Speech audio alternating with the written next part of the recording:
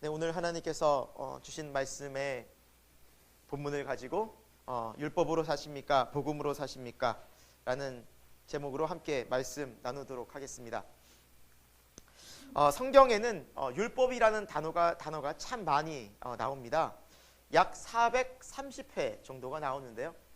여러분, 성경은 신구약이 1189장으로 되어 있다고 합니다. 1189장. 네, 좀 의심스러운 분은 세어보시기 바랍니다. 1189장 저 믿고 있는데요. 그럼 평균 3장당 한 번꼴로 이 율법이라는 단어가 나온다는 계산이 나옵니다. 430회라는 율법이라는 단어가 1189장의 성경에 3장당 한 번씩 율법이 나온다는 것이죠. 그렇다면 이 율법이 얼마나 많이 강조되고 있는가, 성경은 얼마나 많은 율법을 이야기하고 있는가를 우리는 알 수 있습니다. 여러분, 이 율법은 처음 어떻게 주어졌습니까?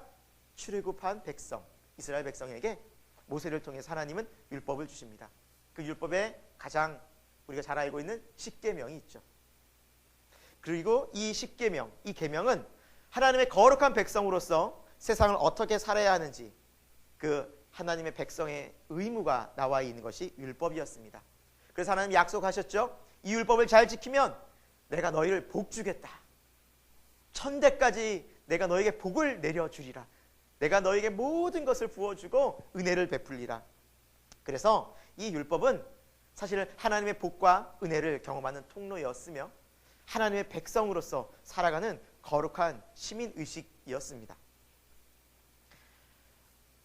때로는 사람들이 율법을 지키려고 하다가 못 지키게 되면 어떻게 하죠? 제사를 드리게 됩니다. 양과 염소를 잡아서 제사를 드리고 회개하면서 다시 관계가 회복되어서 하나님의 율법 속에서 이 백성들은, 하나님의 백성들은 하나님의 용서와 자비를 경험하는, 율법은 우리에게 있어서, 하나님의 백성에게 있어서 하나님의 뜻을 알고 하나님의 말씀대로 순종하게 만드는 거룩한 역할을 한 것이 바로 율법이었죠. 그런데 율법이 잘못 쓰일 때가 있었습니다. 그것은 어떤 경우냐면 이 율법이 자신을 향하지 않고 다른 사람을 향했을 때였습니다. 이 율법의 잣대를 가지고 저 사람 왜 도둑질해? 저 사람 왜 거짓말하고 있어? 율법에 그러지 말라고 써 있는데 저 사람은 왜 하나님을 저렇게 섬겨? 왜 하나님 이런 망령되 일컬어 하면서 다른 사람들을 삿대질하고 비판하고 정죄하면서부터 이 율법이 올바른 선한 영향력을 잃어간 것입니다. 이 율법이 잘못 사용되어질 때는 이 율법은 치명적인 독이 됩니다. 다른 사람들을 정죄하면서 다른 사람들에게 안 좋은 말을 그렇게 내뱉으면서 비판하면서 다른 사람들의 마음에 상처를 입히게 된다는 것입니다. 또 율법의 잘못된 모습은 이 율법을 죄를 지으면서 자기 안에 내가 죄인이구나라는 이 죄로 스스로 옥죄는, 스스로가 올무가 되는 그런 자괴감에 빠지고 율법의 정죄감에 빠져서 이 율법이 선한 도구로 쓰여지지 못할 때는 다른 사람도 상처 입히고 나도 상처 입는 그런 안 좋은 영향을 끼치게 될 수도 있다는 것이죠. 그래서 예수님께서 이 땅에 오셔서 복음을 말씀해 주셨습니다. 이 복음은 어떤 새로운 율법이 아니었습니다. 이 율법 속에 흐르고 있는 하나님의 사랑과 자비와 긍휼과 회복을 다시 예수님께서는 회복시켜 주셨던 것입니다. 이것을 복음이라고 합니다. 예수님은 율법을 폐하러 온 것이 아니라 오히려 율법을 완성케 하러 오셨고 율법이 진짜 사랑이라는 것을 보여주러 오셨던 분이 예수 그리스도였습니다. 여러분, 오늘날도 우리 교회 생활하면서 이 율법, 더 엄밀히 말하면 율법주의에 빠져서 율법주의적으로 신앙생활을 할 때가 있지 않습니까? 주일 빠지면 안 돼. 왜? 벌 받을 것 같아. 한 주간이 막 무서워. 하나님 날 심판하시고 지옥 갈 것 같아. 말씀 안 따라가면 하나님 날 막 혼내시고 날 지옥으로 갈 것 같아. 그리고 우리 시선과 우리 눈, 저 사람 왜 저런가? 비판하고 정죄하고. 사실 이 율법과 이 하나님 귀한 말씀은 나를 향해서 나와 하나님과의 관계에 있어서 귀한 명령임에도 불구하고 다른 사람을 정죄하고 판단하는데 우리가 익숙해져 가지는 않는가라는 것이죠. 우리가 오늘 말씀을 통해서 하나님의 사람들은, 그리스도인들은, 거듭난 사람들은 율법주의로 사는 것이 아니라 하나님의 복음으로 살아간다는 것을 다시 한번 기억하면서 오늘 본문을 살펴보려고 합니다. 그래서 우리가 복음으로 살아가는 것은 어떤 삶인가 함께 세 가지로 살펴보겠습니다. 첫 번째, 복음으로 살아가는 삶은 예수님의 가르침에 경청합니다. 예수님의 가르침을 잘 경청한다라는 것이죠.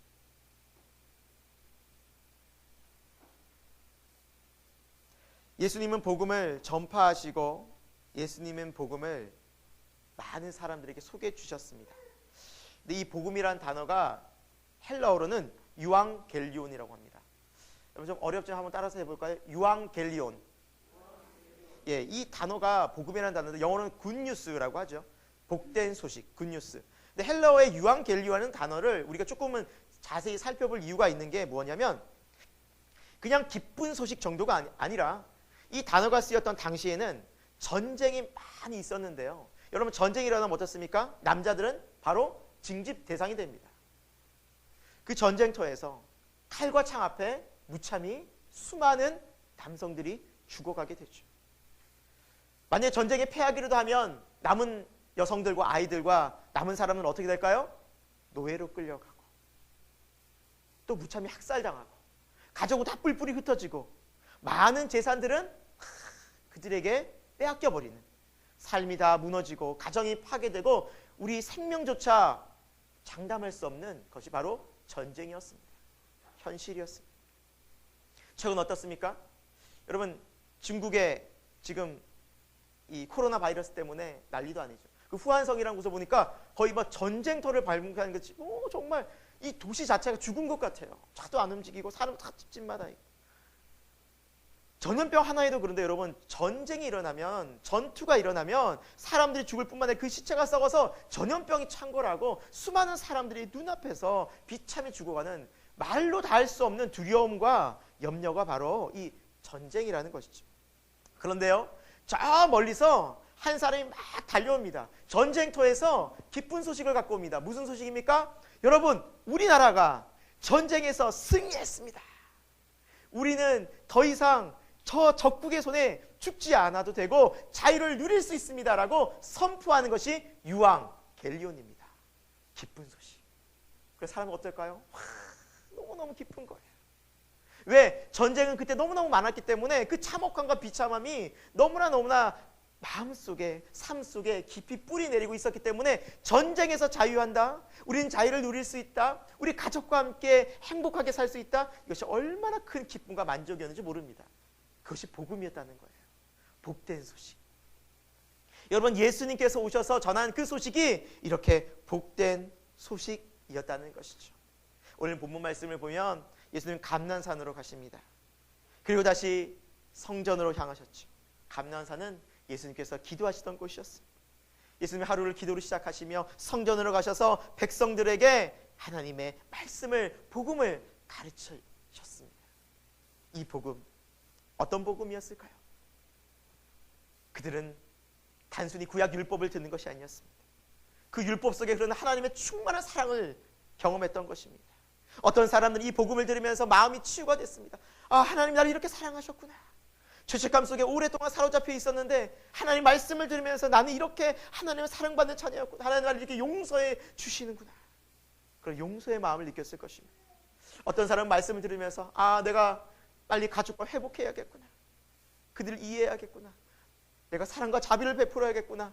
내가 그들을 미워했었구나. 그러면서 하나님의 치유와 회복과 소망과 능력을 경험하는 이 참된 복음을 들으면서 그들은 그 앞으로 수많은 백성들이 몰려들고 있었습니다. 성경 말씀을 보면 심령이 가난한 자는 복이 있나니 천국이 그들의 것이니라고 말씀하고 있습니다. 여러분 돈이 많다고 돈이 적다고 심령이 가난한 것은 아닙니다. 돈이 많고 적음에 따라 그것이 생기는 것이 아니라 내 영혼이 영적인 가람을 느끼고 내 영혼 속에 목마름을 느낄 때 하나님 말씀 앞으로 달려나오는 그 마음이 바로 복음에 반응하는 모습이라는 것입니다. 그러면서 하나님 말씀을 경청하고 말씀을 들으면서 우리 마음에 무엇이 생깁니까? 믿음이라는 것이 싹 틉니다. 바로 믿음은 들음에서 나고 들음은 그리스도의 말씀으로 말미암는다고 성경은 말씀하고 있습니다. 여러분 말씀을 잘 경청할 수 있기를 말씀을 경청하실 때 이 말씀의 씨앗이 여러분의 마음마다 심겨지고, 그리고 여러분 말씀 들을 때 생각이 바뀝니다. 정말 그렇습니다. 말씀을 잘 경청하는 분들은 생각이 바뀝니다. 아, 내가 이렇게 살면 안 되겠구나. 하나님 이런 분이시구나. 내 마음이 지금 이렇게 살아간 것이 문제였구나. 그러면서 말씀의 생각들이 반응하게 됩니다. 그러면 생각이 반응하게 되면, 생각이 바뀌게 되면 어떤 변화가 나타나냐면 행동이 바뀝니다. 사람은 생각이 바뀌면 행동이 바뀌게 됩니다. 행동이 바뀌면 무슨 변화가 생깁니까? 습관이 바뀝니다. 내 삶의 라이프 스타일이 바뀌어져 갑니다. 이렇게 좋은 습관, 말씀에 순종하는 습관이 생기면 결국 우리의 인격이 바뀌어져 갑니다. 우리의 삶이 달라지는 것이죠. 그 출발은 어디서부터 시작됩니까? 그리스도의 말씀입니다. 하나님의 말씀은 살아있고 활력이 있어 좌우의 날선 어떤 검보다도 예리하여 우리의 영과 혼과 관절과 골수를 찔러 쪼개기까지 한다고 말씀하고 있습니다. 우리의 깊은 곳까지, 영혼 깊은 곳까지 말씀을 들을 때 우리는 그 말씀의 씨앗을 통해서 우리의 생명이, 우리의 삶이 변화된다라는 것이죠. 오늘도 여러분 복음으로 우리가 살아가려고 할 때 이 말씀을 듣고 이 말씀이 주는 것들을 내 삶 속에 귀한 영양분으로, 우리 영혼의 영양분으로 공급받아서 분별하고, 회개할 부분은 회개하고, 순종할 부분을 회개하면서 우리 삶 속에 귀한 놀라운 변화가 있기를 소망합니다. 예수님께서는 이렇게 우리에게 말씀하셨습니다. 같이 한번 읽어보겠습니다. 내 양은 내 음성을 들으며 나는 그들을 알며 그들은 아멘. 여러분, 복음에 반응한다는 것은, 하나님의 말씀에 내가 반응한다는 것은 내가 하나님의 백성이라는 증거입니다. 하나님의 백성이 아닌 사람들 말씀에 반응하지 않습니다. 말씀하신 예수님, 내 양은 내 음성을 듣는다. 예수님께서 말씀하실 때 이 말씀에 확 반응하는 사람들은 하나님의 백성들이에요. 주님의 귀한, 그들은 나를 안다. 이 말씀에 너무너무 감사합니다. 주님 감사합니다. 내가 길이 없고 방황하고 힘들었지만 주의 말씀 속에서, 이 귀한 말씀 속에서 제가 생명의 은혜를, 치유의 회복을 경험하게 되고 소망을 다시 갖게 되면 감사함을 드립니다. 여러분, 이 말씀이 능력이라는 겁니다. 오늘도 이 귀한 예배 시간을 통하여서 살아있는 하나님의 말씀이 여러분 심령 깊은 곳까지 하나님의 영향력으로 다가가길 소망합니다. 두 번째, 복음으로 살아가는 삶은 정죄하기보다 용서하기를 힘씁니다. 정죄하기보다 용서하기를 애를 씁니다. 예수님의 이 생명의 복음을 증거하자 이 복음이 달갑지 않은, 싫었던 사람들이 오늘 본문에 나오죠. 바로 서기관과 바리새인이었습니다. 당시 서기관은 율법을 가르쳐 주던 사람이었습니다. 하나님의 말씀은 이렇습니다. 하나님의 말씀은 이러합니다. 그리고 때때로 이들은, 서기관들은 재판하는 일도 했다고 합니다. 그래서 이들은 율법사 혹은 랍비라고 했는데 사람들에게 인정받고, 그렇죠? 예, 율법을 가르치고 재판할 정도가 되니까 어느 정도 사람들에게 경외심도 사람들이 존경하는 그런 부류였습니다. 또 한 부류는 바로 바리새인이었습니다. 바리새인은 당시 로마, 그리스 헬라, 이 로마가 지배하던 이 헬라 문화를 배격하고 우리는 하나님의 율법이 중요하다, 율법을 철저히 강조하며 지내던 유대인들이었습니다. 그러고 보니 사람들에게 정말 존경을 받았습니다. 그들은 율법을 613개라는 항목을 정해서 철저히 지키던 사람들이었습니다. 안식일 율법, 금식에 관한 율법, 정결 예식에 관한 율법, 수많은 율법들을 만들어서 철저히 하나님의 사람으로서 율법을 지키던 사람들이었습니다. 당시 한 6천 명의 바리새인들이 있었다고 하는데 그들은 하나님의 말씀을 지키던, 율법을 따르던 그런 사람들이었습니다. 이 두 부류가 왜 예수님의 말씀을, 또 예수님을 싫어했을까요? 비유를 하자면 이럴 수 있습니다. 여러분, 우리가 책을 볼 때, 뭐 동화책이나 이런 거 볼 때 아이들에게 딱 보여줍니다. 그림, 사자 그림을 보면서 이게 사자야, 뭐 영어는 뭐 라이언 하면서 이제 얘기하겠죠. 이게 코끼리야 하면서 막 애들을 하면서 애들이 그림책, 이게 코끼리구나 하고 보고, 그 다음에 이 아이들이 동물원에 가서 실제 사자와 실제 코끼리를 보면 이 아이들은 입이 뻥 벌어집니다. 눈이 크게 떠집니다. 왜? 실제 실물은 그림책과 너무나 다르기 때문입니다. 다시 말하면 서기관과 바리새인들이 가르쳤던 그 율법은 그냥 책 정도였습니다. 이론이었습니다. 그러나 예수님께서 가르치는 그 복음은 살아 역사하는 우리 심령을, 우리 가슴을, 우리 영혼 깊은 곳까지 감동을 주는 살아있는 말씀이었습니다. 어느 쪽으로 사람이 몰릴까요? 당연히 예수 그리스도께로, 복음을 듣고자 하는 예수님께로 사람이 몰려갔던 것입니다. 그러자 서기관과 바리새인들은 화가 난 거예요. 자신의 인기가 떨어지고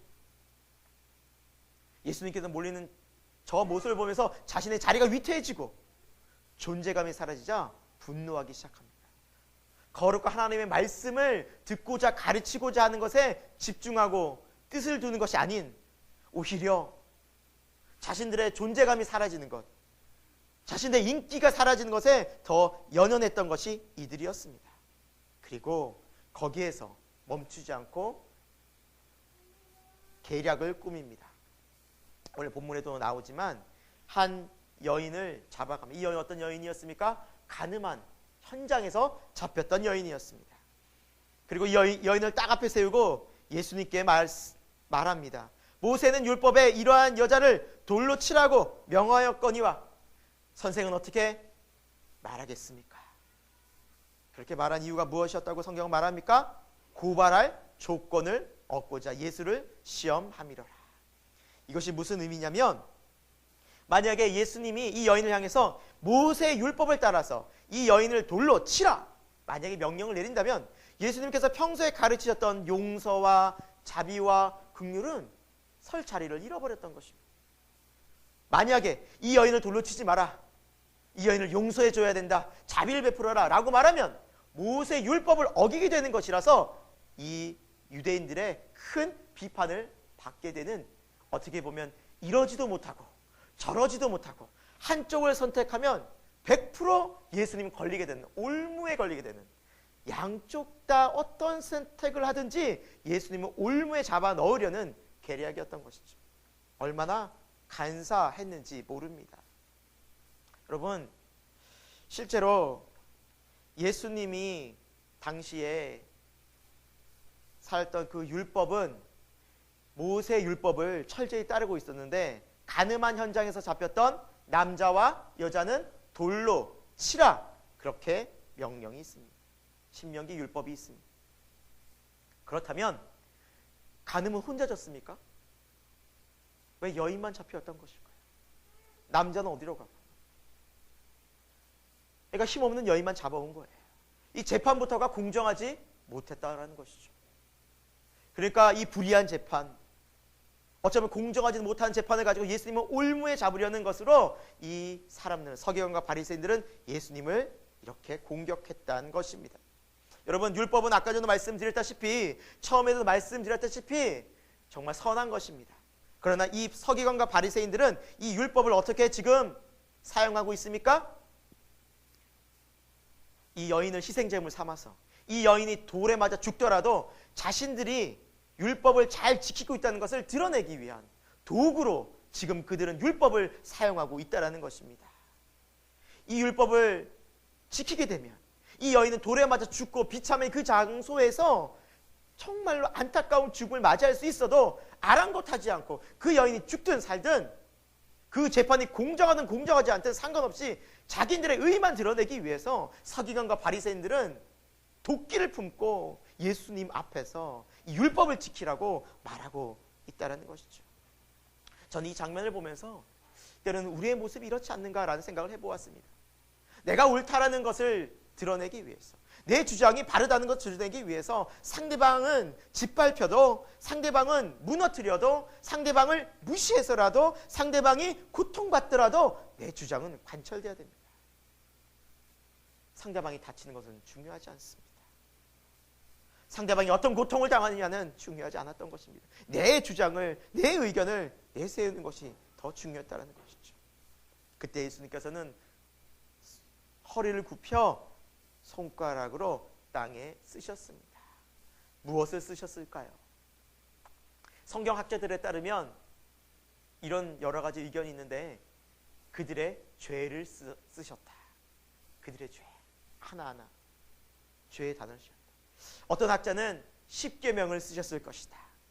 하나님의 계명을 쓰셨을 것이다. 물론 무엇이 정확히 맞는지는 정확히 우리가 알 수는 없지만 분명히 예수님께서는 땅에 무엇인가를 쓰셨어요. 저는 십계명을 쓰시지 않았나라는 생각이 들어요. 개인적으로 이 계명을 쓰셨어요. 그들이 받겠죠. 그들은 예수님이 무엇을 땅에 쓰셨는지는 관심 갖지 않고 계속해서 예수님을 다그쳐 묻습니다. 7절 8절에 그들이 묻기를 맞이하는지라. 이 말씀 뭐냐면 그들이 계속 예수를 다그쳤더라. 빨리 대답 좀 해보시라고. 율법은 이렇게 말하는데 당신의 공의와 당신의 용서는 무엇을 말하고 있습니까? 빨리 대답해 보시라. 왜 대답하지 않고 땅에 뭘 계속 끄적끄적 정리하고 뭐 하고 있냐고. 지금 예수님을 다그치고 나무라고 그들은 있었다는 것이죠. 예수님께서 그러자 일어나셔서 한마디를 하십니다. 한 말씀 하십니다. 너희 중에 죄 없는 자가 먼저 돌로 치라. 너희 중에 죄 없는 자가 먼저 돌로 치라. 여러분, 이 말씀 속에서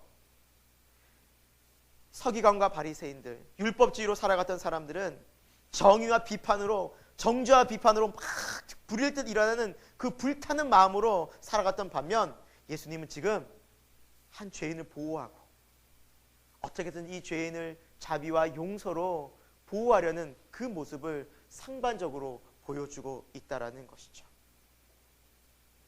여러분, 우리도 세상을 살아갈 때 정죄감과 비판과 다른 사람들을 모욕해서라도 그렇게 우리의 뜻을 관철시키려고 살아가고 있는지, 아니면 그 한 사람을, 그 가족이라도 그 누구라도 보호하려고 자비와 용서를 베풀려고 살아가는지 우리 자신을 돌아볼 수 있기를 소망합니다. 성경은, 예수님은 우리에게 이렇게 복음을 말씀하고 있습니다. 우리 누가복음 6장 37절 같이 한번 읽어보도록 하겠습니다. 비판하지 말라.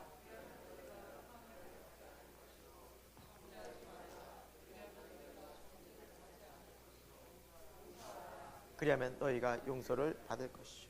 아멘. 사랑하는 여러분, 참 저도 부끄럽습니다. 저도 제 주장, 제 의견을 관철시키려고 많은 사람들을, 많은 가족들을 참 힘들게 했던 일들이 많았던 것 같습니다. 저 스스로도 자유롭지 못했습니다. 그러나 우리가 늘 기억해야 할 것은 우리의 죄를 다시 고백하고 우리가 다른 사람을 정죄하고 비판하기보다는 오히려 그들을 용서하고 자비를 베풀려고 노력해야 된다는 것을 다시 한번 우리는 잊지 말아야 할 줄로 믿습니다. 오늘 주의 말씀이 우리의 마음판에 다시 한번 깊이 새겨지는 은혜가 있기를 소망합니다. 세 번째, 오늘 복음으로 어떻게 살아갈 것인가? 복음으로 살아가는 삶은 하나님의 자비를 경험하고 죄를 멀리하는 삶을 살게 됩니다. 복음을 경험하는 삶은 하나님의 자비를 경험하게 되고 죄를 멀리하게 됩니다. 오늘 본문 9절 말씀인데요, 우리 한번 9절 말씀을 다 같이 한번 읽어보도록 하겠습니다. 그들이 이 말씀을 듣고 양심의 가책을 느껴 어른으로 시작하여 젊은이까지 하나씩 하나씩 나가고 오직 예수와 그 가운데 섰는 여자만 남았더라. 네.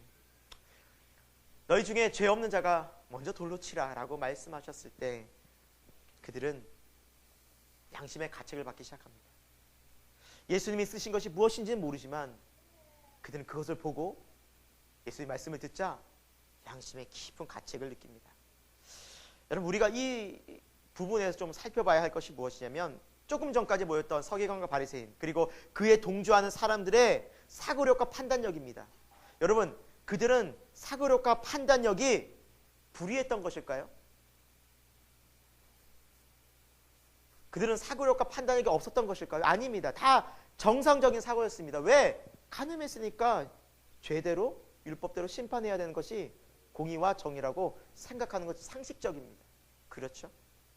여러분, 우리 인간은 하나님을 만나지 않아도, 거듭나지 않고 예수님을 몰라도 자연적인 상황에서 죄를 자각하는 능력이 있습니다. 상대방을 판단할 수 있습니다. 무엇이 문제, 죄라는 것을 다 알 수 있습니다. 그것이 뭐냐면 자연적인 죄의 자각이라고 볼 수 있습니다. 그러나 여기에서 우리가 한 가지 중요한 사실이 또 하나 있습니다. 오늘 9절 말씀에 그들이 뭘 들었어요? 말씀을 듣기 시작했어요. 그러자 뭔 변화가 있어요? 양심의 가책을 느꼈다. 이것은 뭐냐면 자연적인 죄의 자각이 아니라 영적 죄의 자각이 시작된 것입니다. 영적 죄의 자각은 언제 나타나냐면 하나님의 거룩한 말씀, 복음이 들어가게 되면 그들이 양심이 찔리기 시작한 거예요. 나는 죄인이 아니야. 누가 나를 죄인 취급해. 나는 저 사람 정죄할 충분한 자격이 있어. 하지만 그들도 하나님의 말씀이 들어가기 시작한다면, 말씀을 듣기 시작한다면 복음이 들어가는 순간 그들의 마음속에 깊은 죄들이 드러나기 시작한다라는 것입니다. 내면에 있던 은밀한 죄들, 음란함들, 미움들, 시기 질투들, 교만함들, 자랑함들, 사람들의 눈에 전혀 보이지 않지만 예수 그리스도는 다 알고 계시는, 전능하신 하나님, 심판하시는 하나님의 눈은 다 너무나 똑똑히 보이는 그 죄악들을 주님은 쓰시고 말씀하셨습니다. 죄 없는 자가 돌로 치라. 그러나 그들은 그걸 보는 순간 자신들의 죄가 선명히 보였던 것입니다. 영적 자각이 일어났던 것입니다. 모든 사람이 죄를 범하였음에 하나님의 영광에 이르지 못하였더니, 로마서 3장 23절. 우리가 죄인인 것을 언제 알 수 있습니까? 세상을 살면서 수많은 사람들을 정죄하면서 비판하면서 살 수 있습니까? 아닙니다. 그런 자연적인 죄의 정죄함은 누구나 가질 수 있습니다. 그러나 영적 자각과 회개하면서 우리가 하나님의 은혜를 경험하는, 자비를 경험하는 이 변화는 주의 말씀을 들을 때인 줄로 믿습니다. 그래서 예배가 중요한 것입니다. 말씀이 중요한 것입니다. 설교가 중요한 것입니다. 예수님께서는 계속 말씀하십니다. 오늘 본문 말씀 같이 한번 읽어보겠습니다. 10절, 11절 같이 읽겠습니다. 예수께서 일어나사 여자 외에 아무도 없는 것을 보시고 이르시되, 여자여, 너를 고발하던 그들이 어디 있느냐? 너를 정죄한 자가 없느냐? 대답하되 주여 없나이다. 예수께서 이르시되, 나도 너를 정죄하지 아니하오니 가서 다시는 죄를 범하지 말라 하시니라. 아멘. 이 여인은 조금 전까지 죽음을 기다리던 처지였습니다. 이 여인은 주님 밖에 있었을 때, 복음 밖에 있을 때는 철저히 사람들의 외침에, 침뱉음에, 사람들이 때리고 욕하는 그 소리에 고개를 그저 떨구고 그저 낙심과 절망 가운데 살 수밖에 없었던, 삶을 체념하고 지낼 수밖에 없었던 한 가련한 죄인이었을 뿐입니다. 그러나 주님 안에 있을 때, 주님의 보호 속에 있을 때 그 여인은 하나님의 철저한 긍휼과 자비의 보호를 받았던 것입니다. 여자여, 너를 고발한 이들이 어디 있느냐? 이 말씀은 무엇입니까? 여자여, 눈을 들라, 고개를 들라. 낙심과 체념과 절망과 자신의 무너진 자존감 때문에 고개조차 들 수 없었던, 그저 땅만 바라보고 죽음을 기다렸던 이 가련한 여인. 여인이여, 고개를 들라. 이 여인의 무너진 자존감을 누가 회복시키고 있습니까? 예수님이 아닙니까? 예수님의 긍휼과 자비와 능력의 손이 이 여인을 지금 이끌어내고 있지 않습니까? 다시 말하면 이 여인에게 이런 말씀하십니다. 다시 일어나라. 너를 정죄한 자가 아무도 없느니라. 나도 너를 정죄하지 아니하노라. 여러분, 예수님이 오신 목적은, 이 복음을 알려주는 목적은, 정말 율법은 우리에게 하나님의 사랑과 긍휼과 자비를 통해서 우리가 다시 하나님과의 관계가 회복되어지고 우리가 다시 이 죄에서 자유와 구원을 회복하여 소망 중에 새로운 인생을 살아갈 수 있도록 그것을 알려주기 위해서 이 땅에 오신 분이 예수 그리스도라는 것입니다. 여러분, 그분을 만날 때 우리는 이러한 놀라운 은혜, 축복의, 자비의 물결을 경험하게 되는 줄로 믿습니다. 주님께 나갈 때마다, 오늘 이 자리에 우리가 나온 것도 마찬가지입니다. 우리 주님은 언제나 자비와 긍휼이 많으셔서 삶의 자리에서 어느 순간 그 자리가 어떤 자리든지 주님께 나갈 때마다 주님은 우리를 자비와 긍휼로 품어주십니다. 100번을 나갔습니까? 100번을 품어주십니다. 내가 1000번을 기도합니까? 1000번을 품어주십니다. 10,000번을 나갔습니까? 예, 10,000번을 품어주시는 분이 예수 그리스도의 하나님의 마르지 않는 사랑인 줄로 믿습니다. 저 또한 마찬가지입니다. 예배 때마다, 기도할 때마다 하나님의 마르지 않는 이 샘솟는 하나님의 긍휼과 자비 때문에 저 또한 목사의 이 직분을 감당하고 있습니다. 저도 심각한 죄인인 것을 스스로가 알기 때문입니다. 그리고 주님은 우리에게 말씀하십니다. 마지막에 다시는 죄를 범하지 말라.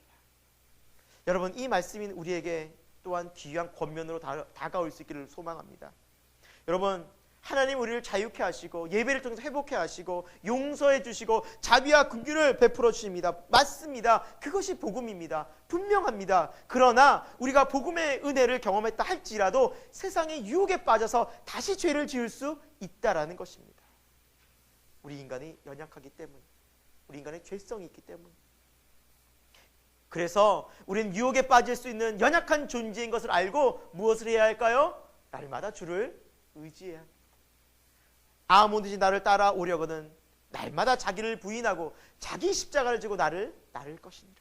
날마다 자기를 부인하며 주여 저는 연약한 죄인일 뿐입니다. 주여 저를 인도하여 주옵소서.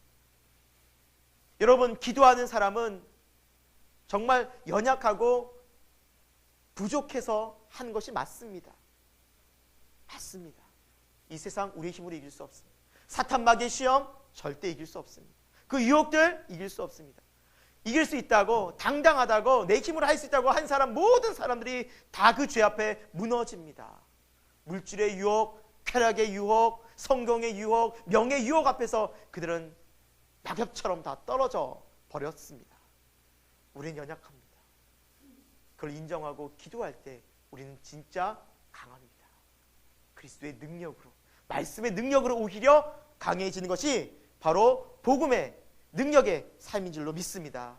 그래서 우리가 죄에 빠지지 않을 수 있도록 기도하고 이 유혹에서 넘어지지 않을 수 있도록 기도하는 것이 매우 중요합니다. 말씀을 마무리합니다. 여러분, 우리는 세상을 살면서 정죄의 돌을 들고 살 때가, 비판의 돌을 들고 살 때가 많지 않습니까? 누굴 공격하기 위해서 조금만 화가 나고 조금만 마음에 안 들면 금방 정죄 화살을 날릴 때가 많지 않습니까? 예, 이해합니다. 합당한 근거가 있을 것입니다. 그러나 우리에게는 예수님께서는 새로운 삶을 우리에게 소개하십니다. 새로운 복음의 인생을 알려주십니다. 또 하나의 길인 것이죠. 우리가 선택할 수 있는 긍휼과 용서를 베푸는 삶입니다. 긍휼과 자비를 베푸는 삶입니다. 제가 여러분에게 한 분을 소개하려고 합니다. 청소년 호통판사 천종호 장로님입니다. 아마 여러분 유튜브나 여러분 기사를 통해서도 잘 아실 것 같습니다. 이분은 장로님이세요. 네. 근데 이분이 예수님을 믿고 하나님을 이제 알아가면서 재판정에서, 여러분 재판이라는 건 어떤 곳입니까? 법과 질서에 따라 재판하면 됩니다. 거기 다른 무엇이 필요하지 않습니다. 법대로 판결하면 됩니다. 그런데 그곳에서 하나님의 자비와 용서를 이렇게 실천하고 계십니다. 이 모습이 오늘 우리가 살아갈 때 정죄와 비판과 그리고 사람들의 마음에 미움이 가득한 이 세상에서 어떻게 자비와 긍휼로 살아가야 할지 함께 우리 영상을 함께 보고 말씀을 마무리하도록 하겠습니다. 네, 우리는 살아가면서 어쩌면 정말 필요한 괜찮아, 미안해, 용서해 줄게, 사랑한다는 이 간단한 말을 그렇게 하지 않으면서 그 관계들은 얼마나 많이 무너져 가고 있었습니까? 우리가 주님의 사랑 속에서 이 마음을 회복하는 복된 새생명교회 우리 모든 교우들이 되기를 간절히 소망해 봅니다. 함께 기도하겠습니다. 하나님과 관계 속에서 가장 중요한 것은 사랑이라는 것을 알려주셔서 감사합니다. 이 세상 사람들과의 관계 속에서도 가장 중요한 것은 사랑과 자비라는 것을 알려주셔서 감사합니다. 하나님의 사랑과 자비는 모든 성경 말씀 속에 흐르고 있었습니다. 하나님의 말씀은 우리를 판단하고 심판하는 것이 목적이 아니라 우리를 회복시키시고 구원해 주시기 위함인 것을 믿고 감사드립니다. 오늘도 하나님의 말씀을 통해 복음의 참된 정신인 자비와 용서의 마음을 우리에게 알려주셔서 감사드립니다. 우리가 그동안 살면서 사람들을 정죄했고 비난했고 무시하며 살았던 죄들을 용서하여 주옵소서. 그리고 복음의 참된 정신인 사랑과 긍휼과 자비로 살아갈 수 있도록 인도하여 주옵소서. 하나님, 우리를 하나님의 사랑과 자비로 품어주시고 하나님의 사랑과 긍휼과 자비 속에서 우리가 회복되게 하여 주옵소서. 그리고 그러한 주님의 은혜가 충만한 우리의 삶, 우리의 가정, 우리의 교회가 되기를 간절히 소망합니다. 예수 그리스도의 이름으로 기도드립니다. 아멘.